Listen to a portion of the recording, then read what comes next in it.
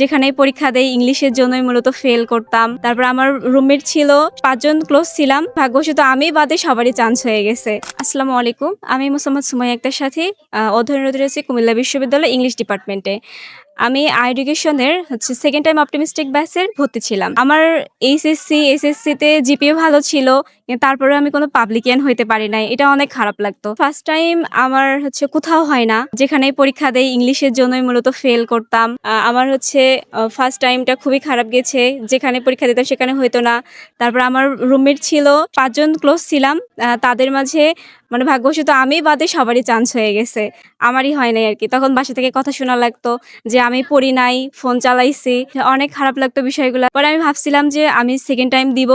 2nd time দিয়ে আমি পাবলিকিয়ান হব ইনশাআল্লাহ প্রতিজ্ঞা করছিলাম। তারপর আমি ভাবলাম যে 2nd টাইম দিব। 2nd টাইম দেওয়ার জন্য তখন মেসে ছিলাম না, বাসায় চলে গেছিলাম। আমার ভাইয়ের কাছে থেকে আমি মূলত 2nd টাইমটা দিছি। আমি 2nd টাইমের জন্য কোর্স খুঁজছিলাম যে কোনটা বেস্ট হয়। অনলাইন প্ল্যাটফর্মে কখনো করি নাই। ভয়ও লাগছিল যে আমি কি অনলাইন থেকে পড়তে পারবো কিনা। আমি তো যদি ভিডিওতে বা এগুলাতে যদি অ্যাডিক্টেড হয়ে যায় ফোনের প্রতি। তারপরে দেখলাম যে অনলাইন প্ল্যাটফর্ম থেকে করতে গেলে আমার অনেক সময় সাশ্রয় হচ্ছে। আমি ওই সময়টা পড়তে পারতেছি। এইজন্য আরকি পরে পেজগুলা খুঁজতে এডুকেশনের ভিডিও দেখতাম। অনেক সিনিয়র আপুরা আমাদের অনেক মোটিভেশন গুলা দিত। ওদের দেখে ইন্সপায়ার্ড হতাম যে ওরা যেহেতু পারছে সেহেতু আমিও পারবো। তারপর থেকে 2nd টাইমে এডুকেশনে যুক্ত হলাম। তারপর মহসিন ভাইয়ার ক্লাস তো বলাই যায় না, অনেক সুন্দর ক্লাস ছিল। ইংলিশ আমি অনেক ভয় পাইতাম। কিন্তু মহসিন ভাইয়া এত সুন্দর, সুন্দর ছন্দ দিয়ে বুঝাইতো। ইংলিশটা অনেক ইজিলি আমার মানে মনে থাকতো আরকি। তারপর মুখস্থগুলা ভাইয়া শিট দিয়ে দিত, ওগুলা থেকে পড়া হইতো।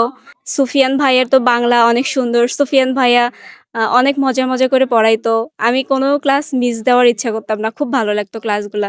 লিখে অনেক নোট করে পড়ছিলাম। সবগুলা নোট আমার এখন অনেক ভালো। সুফিয়ান ভাইয়া ডায়লগ দিত মাঝে অনেক ভালো লাগতো যে বলতো যে, "তোরা যদি পাবলিকিয়ান না হইতে পারিস তাহলে তোদের জামাই হবে ব্রাশ করে না।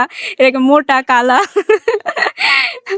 তো সে কথাগুলা অনেক ভালো লাগতো। পরে ওগুলা থেকে করতাম যে ভাইয়া আমাদেরকে এইভাবে বলতেছে, আমাদেরকে পাবলিকিয়ান হতেই হবে। জুনিয়রদের উদ্দেশ্যে বলতে চাই যে এডুকেশন আসলেই বেস্ট। বাংলাদেশের মাঝে সবচেয়ে একটা সুন্দর প্ল্যাটফর্ম বলা যায়। এত গোছালো একটা প্রিপারেশন তোমাদের দিবে যা অন্য কোনো মনে হয় যে অফলাইন ব্যাচেও পাবা না। তোমরা নিশ্চিন্তে এডুকেশনে যুক্ত হতে পারো। এটা আমার পার্সোনালি তোমাদের পরামর্শ থাকবে আরকি যে অনেক ভালো আরকি। স্যাররা অনেক ফ্রিলি তোমাদের যেকোনো প্রয়োজনে সাহায্য করতে পারবে। নিজের ভাইদের মতো লাগবে, কোনো সমস্যা নাই। সো তোমাদের জন্য শুভকামনা রইল। নেক্সট পাবলিকিয়ান তুমি হচ্ছ।